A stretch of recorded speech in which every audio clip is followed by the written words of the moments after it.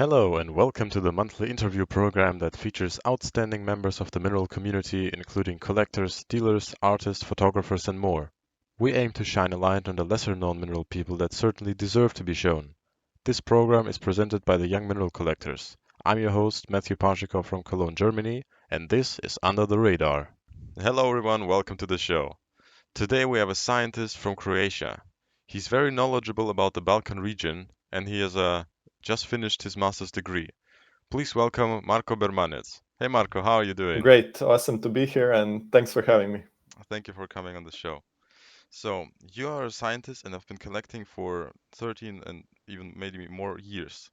Let's just start with how you got into the collecting. Yeah, well, I was really fortunate as a really small kid to be able to, number one, travel quite a lot with my parents, both around Europe, but also outside of the continent to Brazil, to South Africa, to Siberia, and a lot of these exotic locations where a lot of mineral deposits, which are really famous, can be found. And also, I was fortunate enough to go to a lot of mineral exhibitions, both in Zagreb, in Bologna, in Italy, in Munich, in Germany. So all of that combined kind of introduced me to the world of really pretty and various crystals and minerals from a really young age. I got really interested in that, and I just started slowly collecting them. Okay. And so, have you had multiple collecting periods, or how did you shape your focus? Well, my focus was partially shaped by seeing where my father's collection was really strong, because my father was also a mineralogist and a collector. And he was fortunate enough during his time to travel around the Balkans region, uh, even during the former Yugoslavia, and to see a lot of localities, to visit a lot of localities that are not really commercially available and that are not even really well known, and to collect samples from that. And this really interested me. And despite our collection being fairly systematic, uh, collecting basically anything that comes around, we still slightly shifted our focus on trying to collect really rare and unique occurrences of different mineral species from the Balkans region. Okay. And so you're now collecting uh, Balkan minerals only? No, so again, it's more of a opportunity, taking advantage of opportunities that come along. So I try to complete the collection in the sense of any kind of systematics. I really love systematic mineralogy. It's my passion. So anything goes, but again, I think my focus is that I do not pass up an opportunity if it is available to really gather something from the Balkans region. Great. So you're completing the systematic collection and also adding creating the Balkan collection. Nice. Exactly. And you're 25 years old and you have already a master's degree in what Yeah. field? So I'm actually just finishing/finished my master's degree at the University of Bern in Switzerland in the field of geology with the focus on petrology and geochemistry. And now we'll see where things go from here. But finding a PhD and keeping on, because I'm really interested in staying in academia. Nice. Wow. When did you decide that you want to study geoscientist, geology, and all that? Honestly, all the way until the end of my high school days, it was a really split decision, and I was fairly uncertain about it. By that time, my hobby of collecting mineral specimens was already in full way, and I was really invested into it. However, I was still not completely certain whether or not I really want to fully study it as a profession. And the second candidate for a really long time was actually experimental physics and theoretical physics, because for a really long time during primary and high school days, I was competing in competitions and in state competitions in astronomy and astrophysics. So this was kind of where my talents were leading me and where I was hopeful to go. But in the end, for whatever reason, just at the end of high school, I was like, you know what, I might as well pursue this, because this is a really big passion of mine, and let's see where this can take me. And if it doesn't work out, maybe I switch lanes later on. But here I am a couple of years later, and I'm still very, very much happy that I made that decision when I did. Wonderful. That's great. Tell us more about how, or not how, but about your thesis that you had put together for your master's degree. Yeah, so when I did my bachelor's at the University of Zagreb, and I decided to go abroad for doing my master's thesis. So when I was moving from Croatia to Switzerland, uh, I contacted two professors there who are now my mentors for my master's thesis in the petrology group. And I basically asked them if there is any way to do any kind of a thesis related to pegmatites. I really enjoyed working on pegmatites. My first conference that I attended was just the semester before me starting my master's thesis. It was on ELBA, Tourmaline Conference of 2021.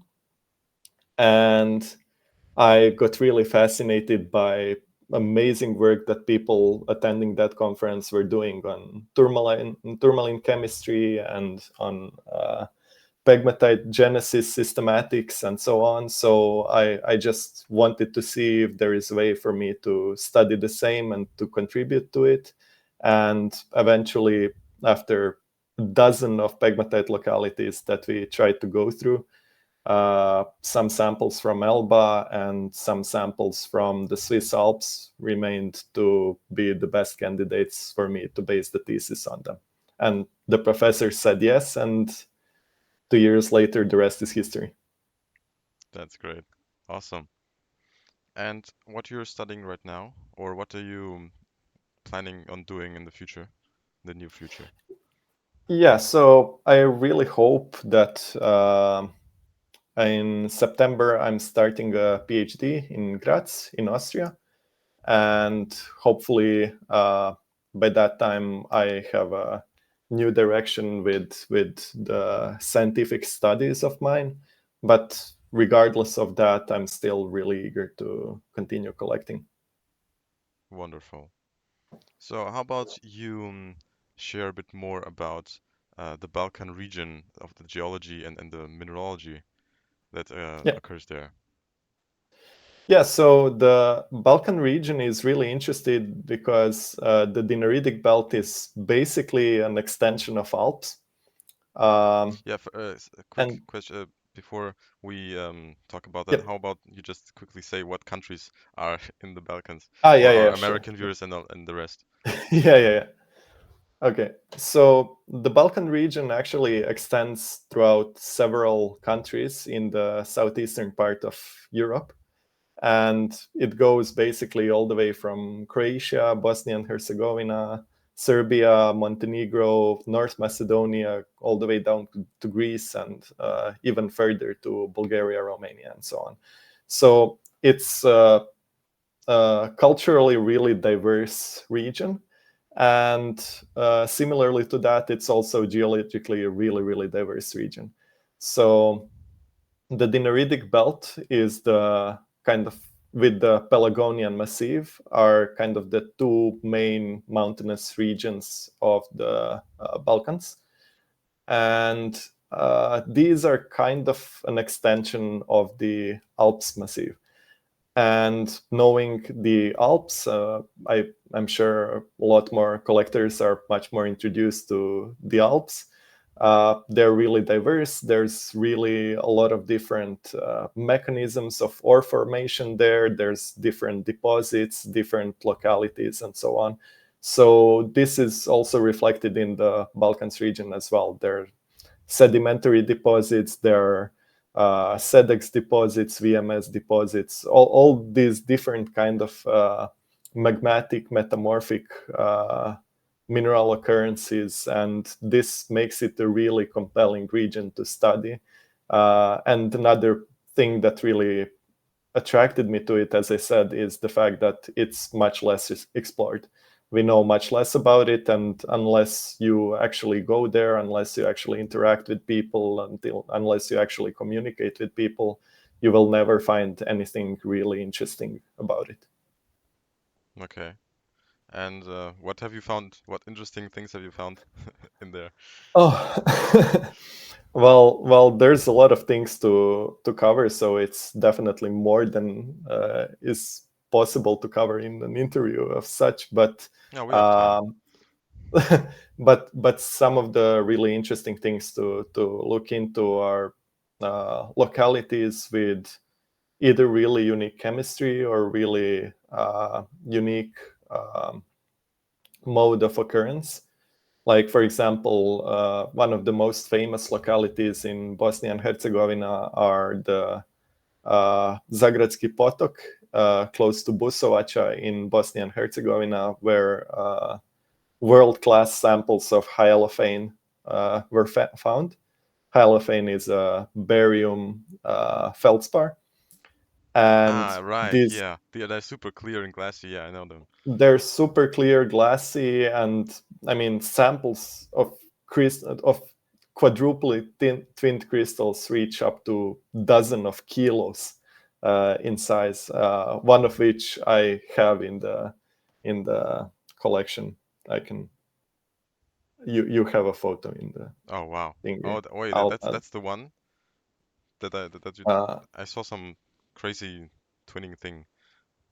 yeah, that's the one. That's the Oh, one. wow. Exactly. How much does So it weigh? that's the one that I have is 8.5 kilos. That's crazy. In, in taking into account that it also has it was my father's favorite sample because it also had uh, smoky quartz on top of it. Oh, that's So cool. That's so nice. yeah, uh, and then a bunch of other localities, such as Nežilova locality in northern Macedonia, where my father actually described the new mineral, Nežilovite, named after the locality. Wow. It's a complex oxide mineral from the magnetoplumbite group of minerals. Then I also sent you a photo of the one of the samples from the type material of Tuzlite, which is a salt mine in Bosnia and Herzegovina.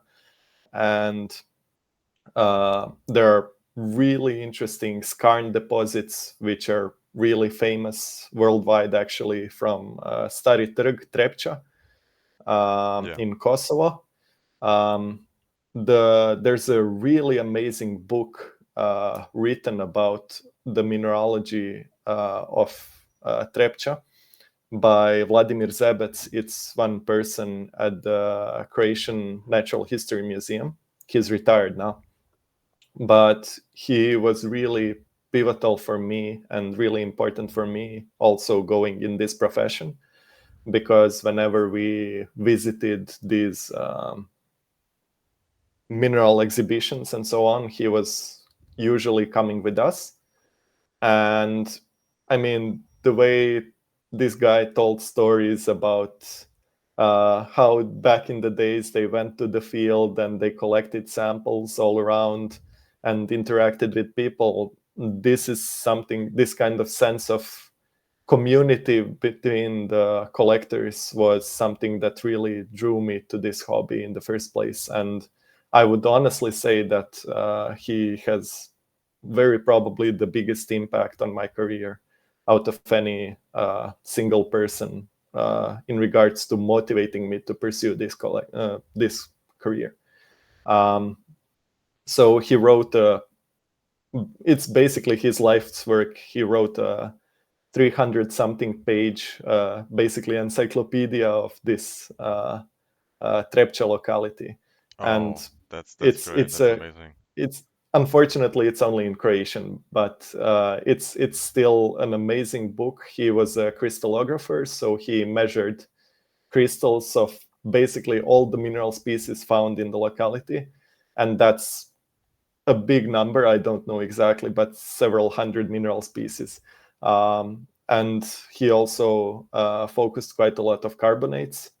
So I have quite a lot of carbonate samples. The last pictures in the folder I sent you are the carbonates from Trepča with different morphologies, different deformations. And one of the really interesting things is that very, very often there's a comment about having dolomite from Trepča, but actually after one of my dad's students doing a PhD on carbonates from Stari Trg Trepča, they found that there is zero dolomite in all of the locality. Actually, all of the samples that were labeled as dolomite are actually manganese dominant, and they're kutnohorites. So Oh, that's really cool. yeah, That's really cool. and I mean other classical localities like Al-Shar thallium deposit in North Macedonia is really famous, with several thallium type type minerals, and Alinci locality, which is a really interesting cyanitic pegmatite, including, I mean, crazy big rutile crystals of like big as a fist, and these really interesting myrolitic cavities. These are the first pictures in the folder that I sent you, with basically a wool of arfvedsonite crystals in it, and so on. So Oh, okay. so throughout all of Balkans, if you search, you will find amazing things. And these also include huge titanite crystals, monazite crystals, different habitus of microcline over on top of albite, on top of another microcline, and so on. It's especially crystallographically really, really compelling to study and to search for. So what's your favorite specimen? That's really hard to do and to answer. Uh, I would say some of the carbonates. I can show you the picture. Some of the carbonates that I collected, if we're talking about the Balkan samples, these are my favorites. So that's a sample from the Trepča, of a carbonate from Trepča, and it's one of the samples that I found by myself. So Oh, I that's was cool. really proud Nice. of that. Yeah, yeah, So you've done and a lot of field work in there in the Balkans. You some. I traveled to mean, okay. So you didn't yeah. travel to every country in there. No, no, no. So I haven't actually visited a lot of localities in Serbia by myself. That's mostly from my dad's old collection. So, for example, samples of kovelite from Bor from Serbia are from his collection. I haven't visited there before, and some others, but I have visited. And the Hyalophane locality is actually not available anymore. That's true. It got so I didn't have the opportunity to collect them myself. But Trepča and some other localities, like for example the big agate crystals from Croatia, and Alinci from Macedonia with these big arfvedsonite myrolitic cavities, those were some of my findings. Oh, nice. Well, I participated. It's not like I found them by myself. Okay. Yeah. But that's Yeah. nice. Yeah. Always having self-collected rocks or a few Yeah, collect. Yeah, that's great. Can you yeah. tell us about a bit of the history of the Balkan states and the mining history? Like what and are and if the mines or the localities are accessible or rather accessible, or do you need a special permit, whatever, to collect Yeah, there? I mean, the most important thing I think in Balkans as the collecting community is not really that developed.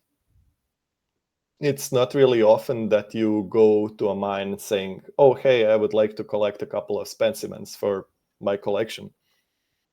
So the biggest thing to keep in mind is that for a lot of miners in the area of Balkans, it's a fairly big novelty to hear that someone wants to go into a mine and collect just a few samples.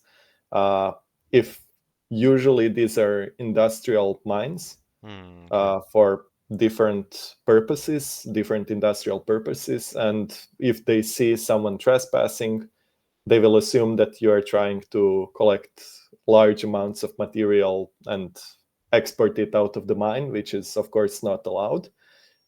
So, for different mines, like for example, Macedonia has a couple of really interesting active mines, including Sasa, and you can have really, if you communicate with people from the university in North Macedonia, you can fairly easily get permits to visit the mine, to see how the shafts look like, and so on. On the other hand, some of the localities are protected. One of the big problems that we encountered is, since I'm a student, most of my free time comes during summers. Mm-hmm. And in a lot of Balkans region, it can get really heated during summer. Okay. So, Yeah. for example, it is not permitted to visit the locality of Nežilovo in North Macedonia during summer because the locality is fairly deep into the forest. And actually, it is not permitted to go into the forest during these periods of summer because the wood is really dry and you can accidentally really easily start a fire. So they Oh, have really strict regulations for that. And okay. if you're trying to visit during summer, it's really, really hard to get the proper allowance. Otherwise, the fines can be up to several thousand euros just for you being in the forest.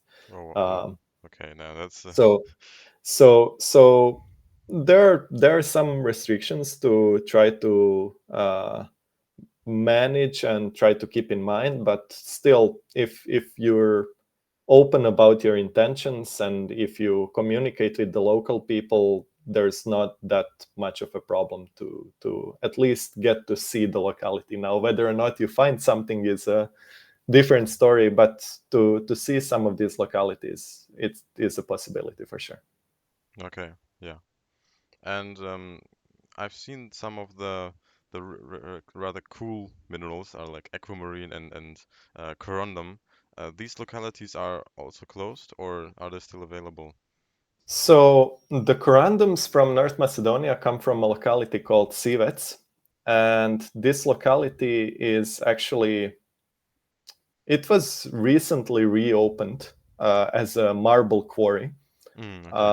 because these corundums are found in the marble quarry, and they're also found with really world-class diaspore crystals. Um, there's one that I have, my favorite diaspore crystal that I have is also in the um, images. I'm gonna label it. It has like a purplish tinge and what is quite elongated. I didn't know this Uh, were this occurred there. That's crazy. yeah, exactly. And these corundum crystals are actually the only locality in the world where a phenomenon called diasporescence is described in corundum. It's basically a really, really fine intergrowth of diaspore and corundum. Uh, so these corundum crystals were noted to have a slightly lower hardness than pure corundum because they're intergrown with diaspore. Oh, that's cool. Yeah. And what's the formula Uh, for diaspora? Just for the people. it's if I'm not mistaken, it's just an aluminum hydroxide. Oh, okay. Yeah, makes So sense. corundum is Al2O3, and diaspora I think is an oxyhydroxide, so AlOOH. Okay, makes sense. Yeah, yeah, That's nice. And the and aquamarines, I know there are aquamarines in Serbia, but you said that there are also aquamarines in Bosnia and Herzegovina. yes. So I assume that you think of the same thing because I don't really know about aquamarines from Serbia per se, but the aquamarines from Bosnia and Herzegovina are from the region of controlled by the Serbs. So it's the Republika Srpska, the Serbian Republic, which is part of Bosnia and Herzegovina. So Right. uh, they're found in this really worn out granites. And there's two samples actually. One of them is a single crystal, which is for me the clearest one that I've seen from the locality. It can compare to some of the Pakistani aquamarines. It's gorgeous. Absolutely. Yeah. And the other one is on the matrix, which is one of the biggest samples on the matrix. It's also in the folder. I can show you later. um, so these are actually found in a really worn out granite. They are, I mean, basically there are no pegmatitic veins associated to it because the granite is so worn out that you basically just find it on granite dumps. Okay. And the degree of weathering in these granites is really extreme because just a couple kilometers further you have clay deposits that are mined even today. Oh, okay. Yeah. Nice. So it's a really mineralogically diverse area, and it's really a fun thing to go around to study and to get to know the region and to understand it in the geological context as well. Nice. Yeah. So I encourage everyone to visit, definitely. For sure, for sure. Now let's talk about how the interest of mineralogy and geology in the Balkan states. You said there's not a lot of collectors there in general, which we also heard in another interview. Um, do you know m many young people like you who are scientists in Yeah, the area? not really. I know a couple of people that so the collector's hobby is mostly actually in my head tied to people in the region that are not actually trained geologists. Um, like for example, in central Bosnia and Herzegovina, there's a small city called Kreševo, and there's a organization there called Kreševski Citrin, which was founded by some of the people from the city who are not necessarily trained geologists in of any sort, but they just had the passion since their much younger days. They had the passion of going around these hills, collecting some samples. These are mountains which were mined in the medieval ages for tetrahedrite, for barite ore, and so on. And just collecting what they found, collecting samples of malachite, collecting these hyalophanes from Busovaca, collecting beautiful, beautiful quartz crystals, some smoky quartz, some citrine samples. And this is how the organization got the name Kreševski Citrin, by the city Ah, and the right. citrine name. Um, and they just followed their passion. They organized a small exhibition that is held every year up to now, And I mean, the guys from that region did an amazing job promoting geology, promoting what's found in the nature to kids. They organized summer school for kids to go and to try to find some of their own Oh, that's crystals and fantastic. samples and so on. So the initiative in the region is really guided by people who are not necessarily trained geologists. Um, Within the scope of people who are trained geologists, it's much, much more rare. And these people much more often, even when they do try to collect, they much more often turn to the worldwide market, to the mineral fairs. They don't really put a lot of focus on what's in their region because, again, it's not really that much explored and it's not the most accessible. That's amazing. Yeah, that's Yeah, always great. Yeah, also I think it differs from country to country. for sure. For example, like where if you have if you take Bulgaria, they have lots of they have the Madan region, which is a Yep. really rich region for ores and all that. So yeah, and if you then take any other country that is not known for producing or ores, yeah, then it's Yep. obviously it looks has a different picture. Yeah.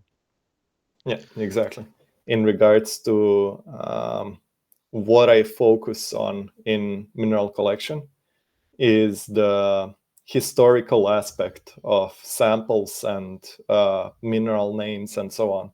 So I've started working with Chris on this mineral name project where we went through all of the mineral species and tried to look at where the names for mineral species came from. Oh, that's cool. And this really motivated me to the first paper about it is in review in American Mineralogist right now. Oh, really? But Oh, that's yeah, nice. That's yeah, fantastic. yeah. But what that kind of motivated me to do is to try to expand, try to make a list of minerals and mineral samples that have some kind of a historical connection to the Balkans region. So the way I started it is I created a list of minerals named after people from Balkans region, which includes barychite, meritite.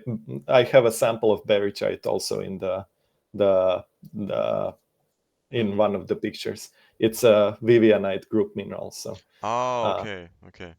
it's a kind of pale bluish uh, somewhere. I don't Yeah. know. Either way, so it's not the green one. The green one is from Romania, uh, but the really pale silvery bluish on the just laying on the desk. Either way, it's so barychite, meritite. Big one is Sturmanite, named after Božidar Sturman, who worked in the Royal Ontario Museum in Toronto, but he was actually Croatian. Oh, Uh, oh, I and didn't know he that. was actually a really close family friend. So my Oh, first really? paper that I published, he was a co-author on it. Um, Nice. Wait, how many papers have and you published? uh, I think 10, 9, 10, And something like that. where can we read them? Uh, some are Geoscience Data Journal, Canadian Mineralogist, Canadian Journal of Mineralogy and Petrology, European Mineralogist, Journal of Geosciences, that's a journal of the Czech uh, Academy. And I think that's more or less it. Wow, And minerals. Yeah, just minerals. yeah, just minerals. Yeah. Fantastic. So um, I was also then I also created a list of minerals that were named or that were discovered by people from the Balkans. So I knew I knew about minerals that my father had worked on, and then I kind of went scouring in the literature trying to find for other co-authors of Croatian origin that also discovered new minerals, like for example Tonči Bali Junic discovered some minerals in Alshar and so on. I think he's working now in Netherlands or in Denmark. one of that. And then also some crystal habits that are associated to or described by people from the Balkans region, because, for example, Zagreb in the last century had quite a strong crystallography school. So, for example, there's a specific way or specific twinning law described for kyanite, which Okay. Professor Baric from Zagreb described, and so on. So I really recently started trying to focus more on that. Since this paper with Chris, I've really started to focus more on And by trying Chris, you to mean Chris is Chris and Proto. Yeah, yes. yeah. Uh, so I really try to focus more on trying to create more Balkans historically relevant collection, which also tells a story of how involved scientific community from Balkans was in the discoveries in mineralogy and geology as well. Great.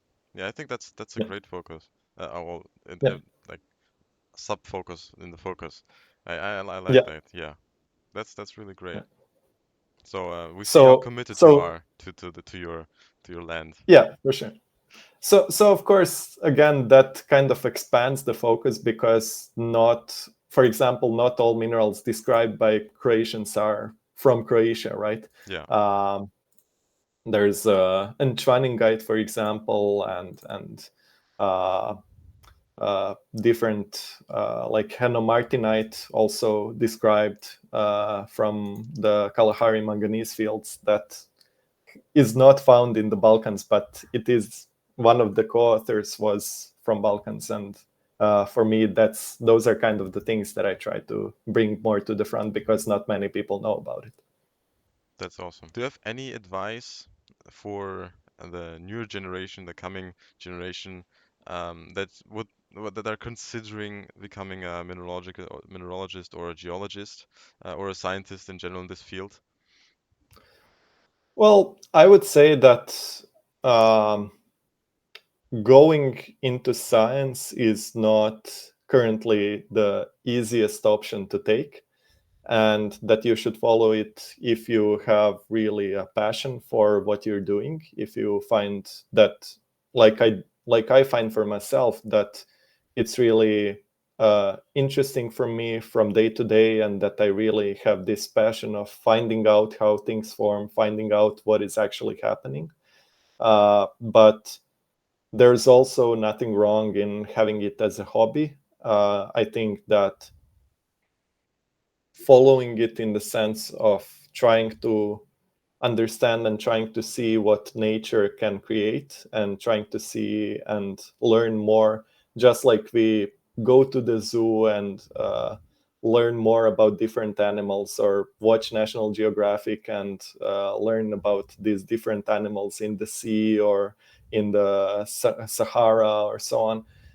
In the same way, you can really follow and try to understand how nature forms mountains, how nature forms these ore deposits from which we gather really crucial elements for everyday uses, for everyday industry. And there's nothing wrong in just having the passion to learn more about it, even if you do not pursue a career in it. So for me, the main driver and the main message would be that there's no entry level to this. You can always just be curious, and I think it's always worth exploring. Even if you just learn a little bit about the topics that you're interested in, it's worth it at the end of the day. You don't need to go all the way and get a PhD in geosciences. Uh, you can just simply be curious about why we have huge white crystals of quartz somewhere, or where we can find them and how we can collect them. Absolutely. Yes, this is great advice. For because um yeah, we support everyone in the scientific field, and we also as the YMC wanna bring knowledge of minerals to everyone.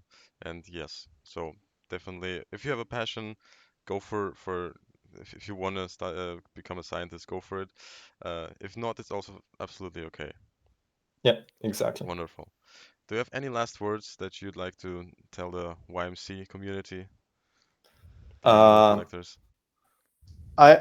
I would go back to what I kind of just said is there is not really any entry level for this, and if you are attracted by how things look in the nature, you can, I mean, you can go from as simple as finding a nice mineral sample for decor in your house to trying to learn something more about it, and that's the way to start a passion, and that's the way to really motivate even young people around you, to motivate kids to really get into a hobby and so on. So just go for it and start somewhere.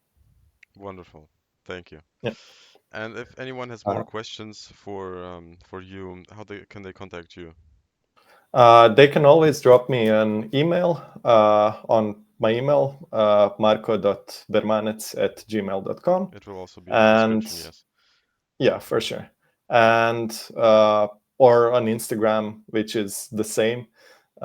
So feel free to contact me or drop any messages to talk about the ore occurrences in the Balkans, to talk about pegmatite petrogenesis, to talk about mineral collection, or even trade some samples. I would be more than happy to talk. Great.